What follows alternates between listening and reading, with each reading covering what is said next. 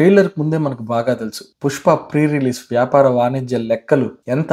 ఏకంగా 1000 కోట్లు, 640 కోట్ల థియేటర్ ప్రదర్శన హక్కులు, కనీసం 1200 కోట్ల గ్రాస్ వసూలు రాబట్టాలి. అది ఈ చిత్రం సునాయాసంగా తెచ్చిపెట్టేస్తుందనే భావం అందరిలో ఉంది. అంతేకాకుండా నాన్ థియేట్రికల్ హక్కులు అంటే మ్యూజిక్ రైట్స్ కానీ, డిజిటల్ ఓటీటీ రైట్స్ కానీ, శాటిలైట్ రైట్స్ కానీ అంతా కలిపి అన్ని భాషల్లో ఏకంగా 420 కోట్లు తెచ్చిపెట్టింది నిర్మాతలకి. ఏంటి మీరు విన్నది నిజమే? 420 కోట్లు, 640 కోట్లు ప్లస్ 420 కోట్లు, మొత్తంగా 1060 కోట్లు రాబడిని తెచ్చిపెట్టింది పుష్ప నిర్మాతలకి. తెలిసిందే అనుకోండి, ఇందులో కొంచెం సుకుమార్ గారికి, అల్లు అర్జున్ గారికి, దేవిశ్రీ ప్రసాద్ గారికి వారికి కొంచెం వాటాలు వెళ్తుంది.